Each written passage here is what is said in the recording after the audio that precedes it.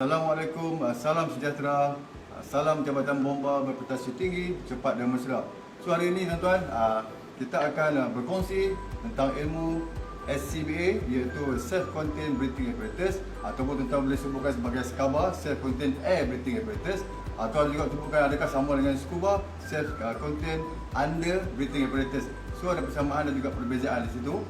So apa yang kita gunakan dalam jabatan iaitu British Standard 4467 mengenai alat pernafasan yang digunakan alat penyelamat di darat. So hari ini saya akan tentang tajuk kita adalah mengenai deskripsi set alat pernafasan. Jadi saya akan masuk mengenai deskripsi set. Apa yang dikatakan maksud deskripsi set adalah yang pertama adalah 4 bahagian utama iaitu face mask. Okay, adalah face mask bahagian pertama. Bahagian yang kedua adalah silinder tabung. Bahagian yang ketiga adalah backplate. Bahagian yang keempat adalah retard ataupun kita panggil dia pneumatic system. Okey, so kita pergi pada bahagian yang pertama dulu iaitu bahagian face mask. Okey, face mask direka khas adalah untuk melindungi bahagian muka dan juga pernafasan pada pemakai. Jadi pada face mask yang saya pegang ini adalah model dia adalah jenis FPS 7000, di mana adalah face mask yang paling baru yang dibeli oleh jabatan untuk kegunaan anggota-anggota di balan. Jadi apa yang terbaru mengenai face mask ini adalah mengenai visionnya. Okay, vision boleh melihat 180 darjah berbanding face mask yang lama iaitu panorama nova yang anda terhad sedikit kita punya penglihatan. So di sini face mask ini terdapat beberapa bahagian yang perlu tuan-tuan tahu. Okey, kita pergi pada satu persatu, iaitu yang pertama adalah bahagian visor. Okey, visor ini dibuat daripada polikarbonat. Okey, polikarbonat maknanya polikarbonat ini ketahanannya apabila terkena pada flash fire, contohnya kita pergi memadam kebakaran yang tak diduga. Okay, kebakaran melibatkan 1000 darjah Celsius, tetapi dia berbentuk flash fire saja.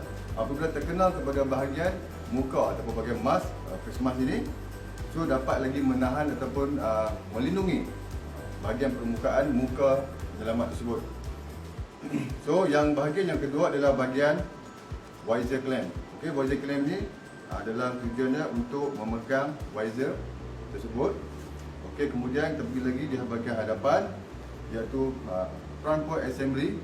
Okay, front point assembly di mana yang ini adalah berfungsi sebagai exhalation valve, non-return valve, iaitu fungsi udara daripada luar tidak boleh masuk ke dalam, hanya kita akan hembus sebagai saluran untuk membuang karbon dioksida yang kita hembus tadi keluar melalui di hadapan front fitting assembly ini. Okey, apa yang ada dalam ini kita boleh juga melihat fungsinya dalam ini adalah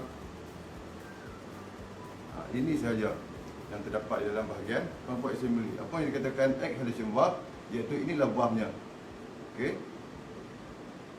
Okey, yang tuan-tuan nampak warna biru ini adalah dia punya main diaphragm.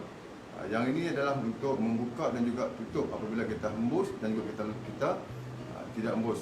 Mana spring inilah akan berfungsi kekuatan di mana kita akan hembus. Okay, kita akan hembus, kekuatan spring tersebut akan menolak dan main diaphragm tersebut akan membuka untuk membuang udara yang kita hembus tadi melalui saluran di kawasan sini. Okey. Kemudian kita pergi di bahagian belakang. Okey, tadi bahagian depan, ini bahagian belakang. Okey, bahagian sini adalah head harness. Dulu kalau panorama nova dia hanya simple, okey, tetapi penambahbaikan yang dilakukan oleh FPS 7000 dia membuat full head harness. Okay. Yang pertama di bahagian bawah kita panggil sebagai lower, middle dan juga upper. Okay, pastikan apabila kita memakai head harness ini, apabila kita nak kunci head harness ini, pastikan kita kunci di bahagian lower terlebih dahulu. Kerana bahagian lower dia juga bersangkut paut.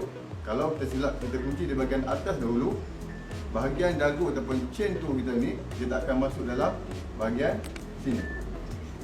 Yang tuan nampak ini, dia perlu masuk, letaknya kita punya dagu akan letak di bahagian sini dahulu. Okey. Okey, kemudian kita pergi kepada bahagian neck strap. Okey, neck strap fungsinya adalah untuk membawa atau menggantung face mask apabila kita dalam keadaan bersedia. Mana mood standby, kita boleh gantung dulu kat leher. Okey. Kemudian kita pergi di bahagian inner mask. Okey, inner mask terdapat dalam ini. Okey, fungsi inner mask. Fungsi inner mask ini adalah sebagai mengelakkan berlakunya kabus apabila kita menghembus di dalam face mask. Kalaulah benda ini bocor ataupun flip valve, kita panggil flip valve yang macam tuan nampak di sini, kalau benda ni hilang ataupun dia bocor, tuan-tuan akan nampak jelas bila tuan tembus udara yang panas atau keluarkan tadi, dia akan jadi kelabu di bahagian dalam face mask. So penglihatan tuan-tuan akan terganggu apabila tuan-tuan menjalankan operasi.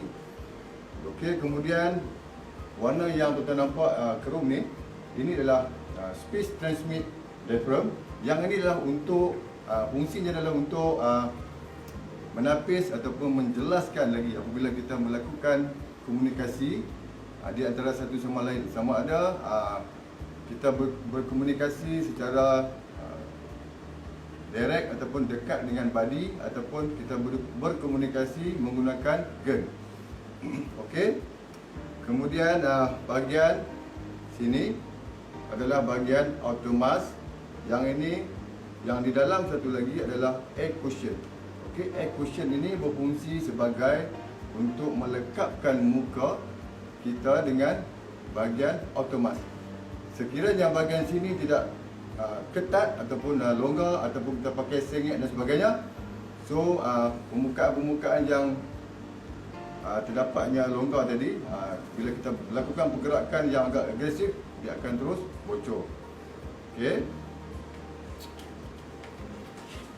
Dan seterusnya kita akan pergi kepada bahagian yang kedua, iaitu bahagian silinder atau bahagian tabung.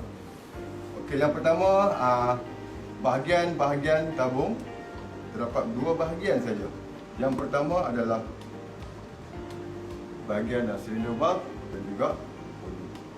Okey, apa yang kita kena tahu tentang silinder ni? Okey, silinder ni adalah sebenarnya tuan-tuan cukup berisiko. Sebenarnya apabila kita memakai saja, kita melibatkan diri dengan silinder ini, kita terdedah dalam risiko yang sangat tinggi sebenarnya. Okey, jadi kita kena tahu apakah kelemahan dan kebaikan yang ada pada tabung ini untuk kita apabila kita memakai. Okey, yang pertama, apa yang kita kena perlu tahu, bahagian silinder. Bahagian silinder. Okey, yang pertama bahagian shock buffer. Apabila berlakunya hentakan atau terjatuh, kita melakukan tugasan dalam operasi.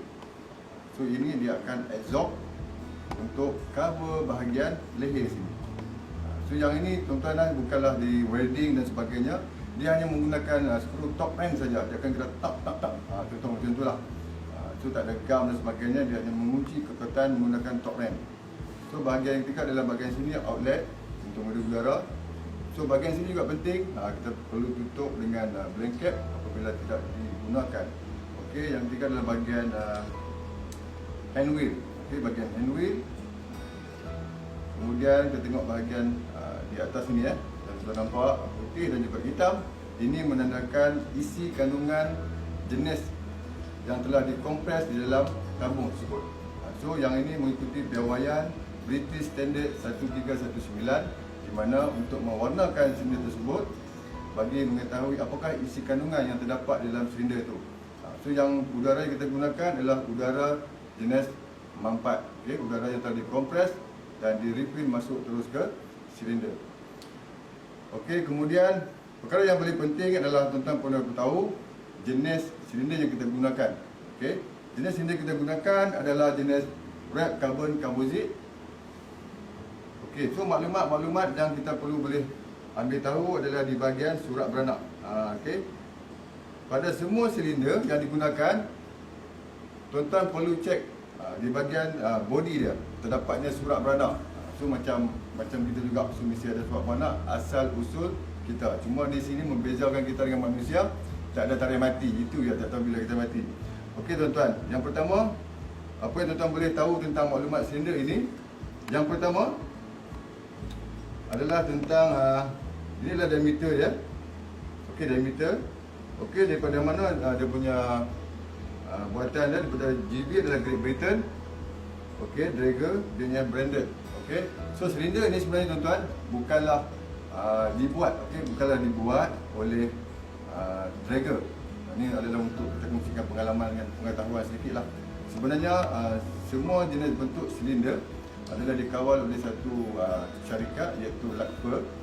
Dia ni hanya membuat apa saja jenis model, saiz untuk keperluan kepada sesuatu company tersebut. So di sini dia namakan Draeger. Apabila Lakper dia dah buat, so Draeger kata okey dia nak saiz 9. So dia akan buat saiz mengikut yang di order.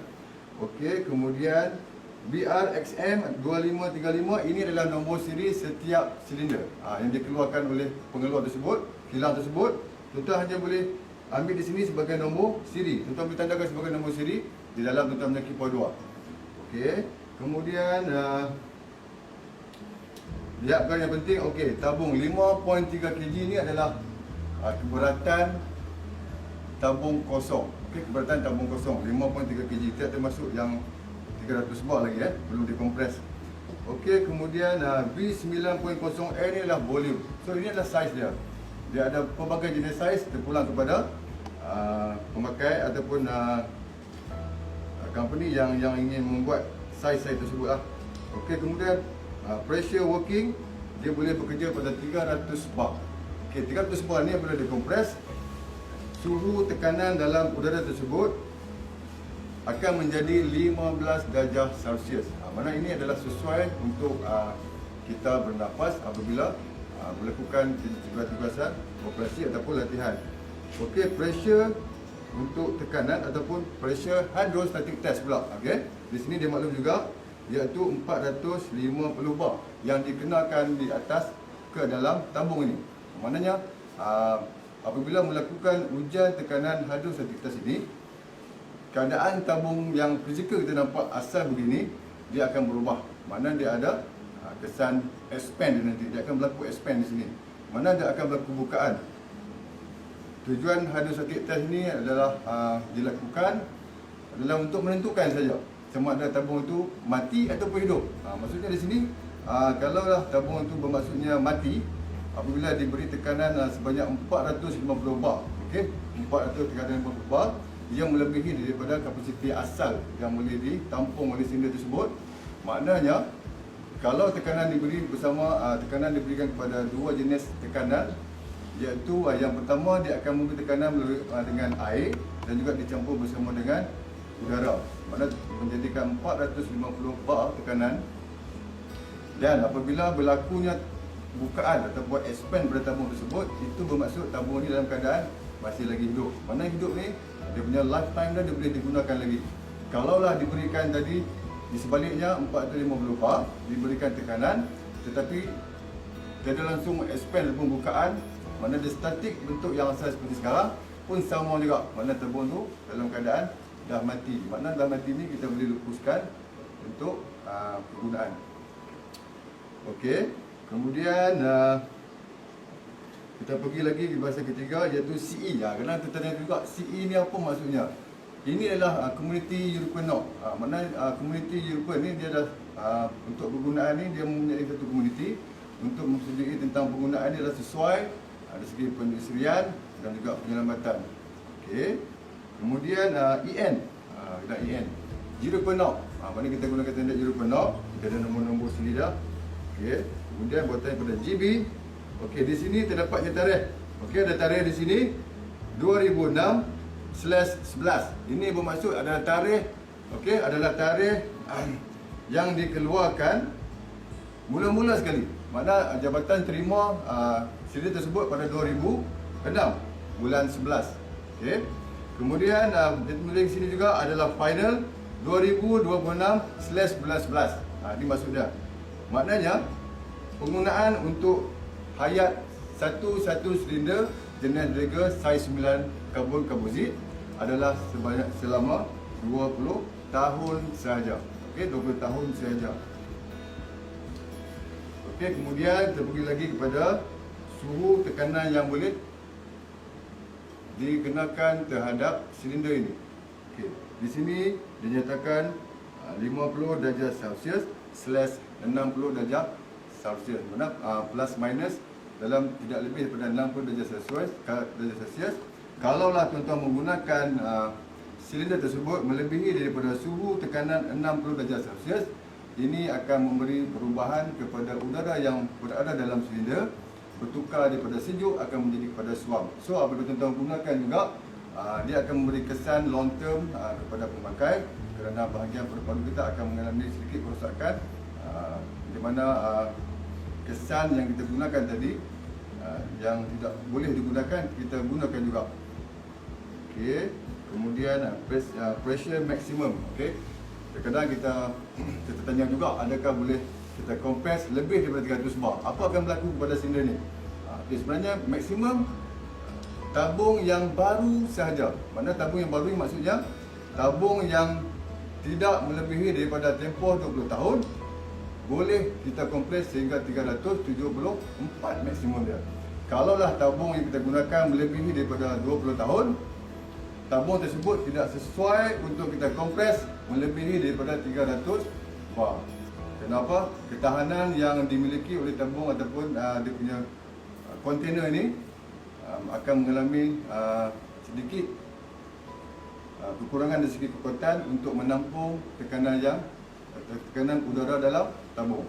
Kenapa tuan-tuan? Tuan-tuan kena ingat, kalau kita kompres terlalu lebih, satu dalam molekul-molekul udara dalam ini dia akan bergeseran dan udara dalam tekanan ini akan menjadi panas apabila kita kompres lebih daripada 300 bar.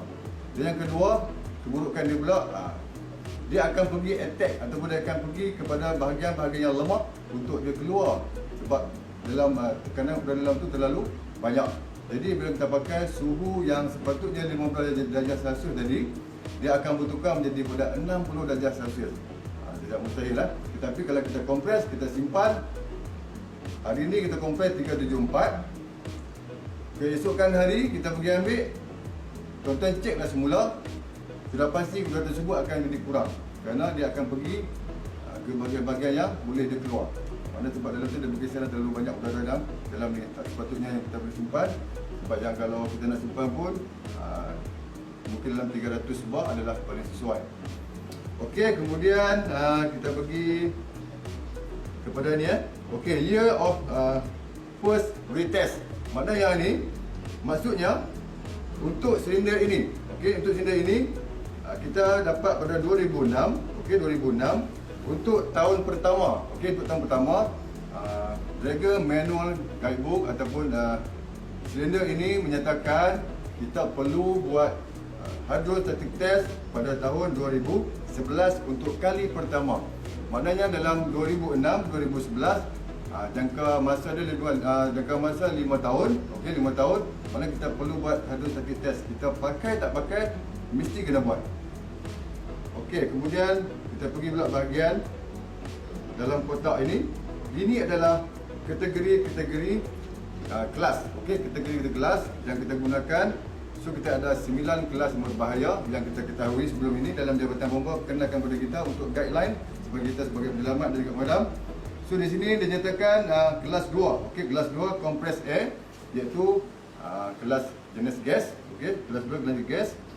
UN number 1002. Okey, kemudian bahagian kotak yang kedua ini dia hanya menyatakan sekiranya tabung ini damage. Okey, tabung ini berlaku sedikit ataupun kerosakan, okay, yang boleh mengakibatkan kemerbahayaan, okay, kemerbahayaan kepada pemakai, so dia tak benarkan kita kompres. Maknanya kita boleh asingkan tabung tersebut untuk tujuan pemeriksaan dan selanjutnya dihantar kepada pembekal bagi membuat proses-proses perbaikan. Okey, kemudian kita melihat juga di tabung sini, okey, bahagian surat bonok, okey, dah habis cerita. Okey, kemudian kita boleh lihat di segi body dia. Okey, tuan-tuan nampak di sini. Apabila tabung ini di wrap, okey, di wrap, dia menggunakan karbon komposit, maksudnya kita dapat lapisan yang terakhir Okey, nampak satu line terakhir. Ini adalah pengenalan kepada kita the wrap yang terakhir. Mana dia lilitan yang berlaku, dia akan lilit tabung tu. Okey, dia akan lilit tabung tu. Inilah kesan yang terakhir. Dia akan matikan di sini bersama resin tu. Mana inilah bahagian last yang terakhir kita nampak line ni. Okey, kemudian di bahagian bawah silinder. Okey. Kadang-kadang kita ada tanya kenapa tabung tak boleh bawa macam ni. Okey, tak boleh bawa macam ini. Okey, tak boleh bawa mengepit macam ni. Pada logik akal, keselesaan tu memang ada. Apa kita bawa macam ni. Macam kita bawa bos.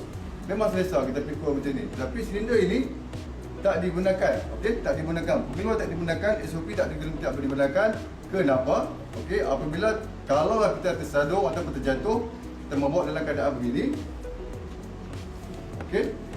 Di mana bahagian silinder valve ini akan terjatuh dahulu, dia akan mematahkan terus bahagian leher. Okey, bahagian leher ni. So yang ni agak sensitif tuan-tuan. Kadang-kadang kita tak perasan adakah rekahan cat yang berlaku di sini ataupun rekahan di bahagian dalam silinder tersebut yang dah tetap. So kita kena pastikan dan ya. Okey, so bagaimana cara kita nak bawa yang betul? Okey. Just kita masukkan jari begini dan angkat saja. Ini cara yang betul. Sekiranya jatuh. Okey, jatuh. Tak ada masalah tuan-tuan. Sebab di bawah ini terdapatnya besi padu untuk dia absorb. Okey, dia absorb. Ini tuan-tuan, dia absorb. Ini bangun tank ketayap dia. Dia absorb. Di sini kalau jatuh tak ada masalah. Takkan berlaku retakan. Okey. Yang seterusnya saya nak beritahu kepada tuan-tuan, sekiranya kita ingin mengosongkan silinder ni, okey? Mengosongkan silinder ni umpamanya kita nak kompres semula lah. Okay, kita nak buang habis, kemudian kita nak simpan semula dalam stor. Okey. Sebenarnya itu adalah satu perbuatan yang ataupun tindakan yang kurang baik. Okey. Apabila kita kosongkan terus udara di dalam silinder tersebut, sekiranya berlaku kejatuhan ataupun jatuh silinder ini di bahagian lantai, so takkan ada absorb lagi untuk hentakan yang berlaku tadi. Contohnya ini akan berlaku hentakan, tetapi ada udara yang akan cover untuk bahagian keseluruhan silinder ni. Sekiranya kita nak kosongkan terus, okey, tuan-tuan perlu kena ingat, setiap silinder yang akan diisi semula pastikan mempunyai 50 bar di dalam silinder. Jangan kosongkan terus. Kalau tuan-tuan kosongkan terus, kalau berlaku kecederaan pada tabung akan terus berlaku kecederaan di bahagian sini, bahagian leher. Pastikan tuan kena ingat 50 bar paling kurang tuan kena simpan di dalam silinder. Kecuali kalau tuan-tuan buang terus, kosong, terus kompres. Itu mungkin boleh kita terima lah.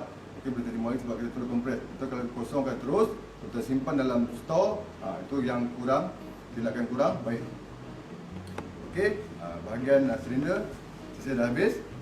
Saya akan masuk pula bahagian backplate. Okey, bahagian backplate.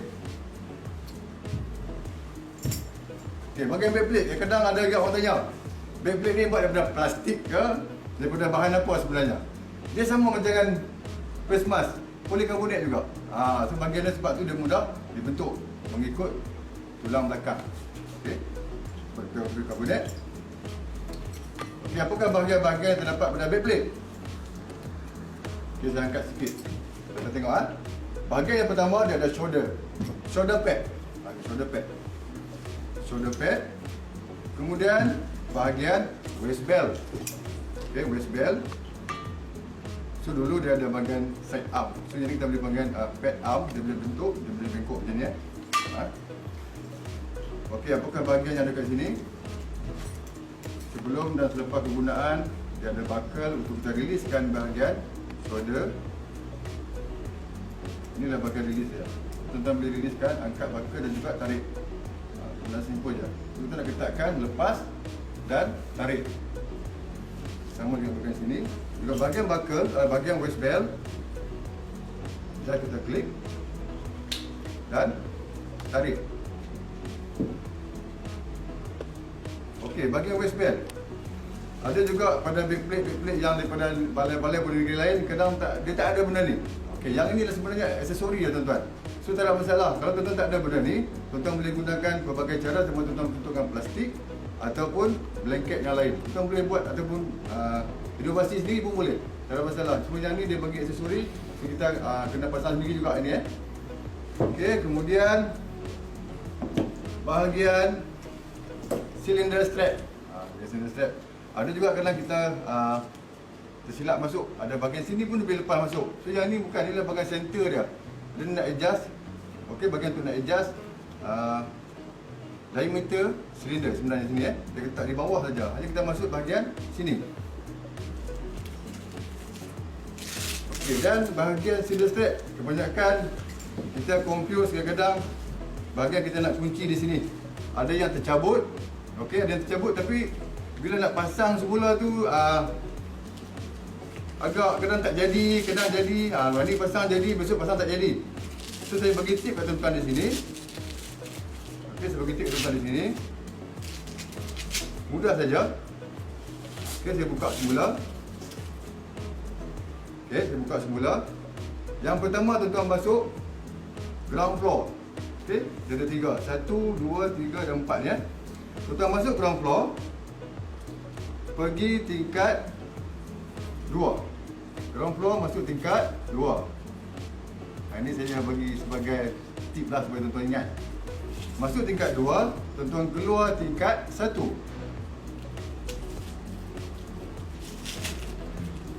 Okey, keluar tingkat 1. Terus tarik dan kemaskan di bahagian tingkat, pergi ke tingkat 3. Siap. Ini cara repair lah. Untuk pastikan cara untuk nak masukkan bahagian buckle, bahagian lock dia. Okey, terus selesai di bahagian backplate. So bahagian yang keempat, okey, bahagian keempat iaitu bahagian pneumatic system ataupun litar agihan udara. Okey, bahagian yang pertama dan tuan-tuan dah belajar daripada dulu dipanggil sebagai BA mandatory. Okey, BA mandatory. Okey, dia ada panggil first stage dan juga second stage. Okey, maksudnya sama tuan-tuan, maksudnya sama. Okey, first stage adalah bahagian sini. Okey, bahagian sini di mana bahagian yang terdapatnya reducer dia akan mereducekan tekanan. Itu maksudnya second stage. First stage. Dia akan mereducekan tekanan daripada silinder 300 bar, okey, 300 bar akan berkurangan apabila masuk di bahagian reducer menjadi 6.5 dan juga 9.5 bar. Okey, tekanan akan turun. Kemudian dia akan agihkan kepada 3 hose. Tuan nampak 3 hose di sini Ada yang ada 2 hose, ada yang ada 3 hose. Maknanya di sini tuan-tuan, maksud saya 3 hose, ada yang ada bahagian RSM, ada yang tak ada bahagian RSM. So yang ni RSM ni adalah aksesori juga. Ada big yang tak dipasang, ada big yang dipasang. Tetapi sekarang jabatan dah memasang semua BA yang baru mempunyai RSM. Kerana ini penting operasi yang melibatkan bersama airline equipment dan juga operasi melibatkan pemakaian CPS. Okey tuan-tuan, apakah fungsi agihan tadi? Kemana dia pergi? Kita tengok yang pertama. Dia akan terus pergi ke bahagian high pressure hose, iaitu bahagian gauge. Ini adalah bacaan terus daripada silinder. Sekiranya terdapat 300 bar di sini, bacaan akan terus menunjukkan 300 bar juga di sini. Ini betul-betul ini adalah high pressure hose. Yang kedua, dia akan agihkan pula ke bahagian medium pressure hose. Okey, medium pressure hose iaitu bahagian demand valve. Okey, bahagian demand valve ini adalah second stage. Okey, second stage. Second stage ni dia akan menurunkan lagi ataupun dia akan mengurangkan lagi tekanan sebanyak 1 hingga 3 bar. Okey, 1 hingga 3 bar. Okey, kemudian bahagian yang ketiga, dia akan pergi ke bahagian rescue second mask. Okey, rescue second mask ni. Okey, tuan-tuan nampak ni. Bahagian aksesori sini. Yang ini boleh digunakan yang saya cakap tadi bersama airline equipment dan juga pemakaian CPS. Okey. selesai bahagian pneumatic system. Di akhir pembelajaran kita pada hari ini, saya akan tinggalkan 3 soalan pada tuan-tuan untuk tuan-tuan dapatkan jawapan tersebut. Yang pertama, mengenai face mask. Berapakah tekanan udara yang terdapat di dalam face mask? Okey, yang pertama. Yang kedua, bahagian silinder ataupun tabung. Apakah tanda yang perlu dikenal pasti apabila selepas membuat hydrostatic test? Yang ketiga, berapakah tekanan udara yang dikenakan kepada whistle untuk ia berbunyi? So, saya berharap tuan-tuan carilah jawapan ketiga soalan tadi yang saya tanyakan bersama dengan rakan-rakan tuan-tuan, dan kita akan berjumpa di lain part di subjek yang lain. So, sekian. Assalamualaikum warahmatullahi taala wabarakatuh. Training to work excellent.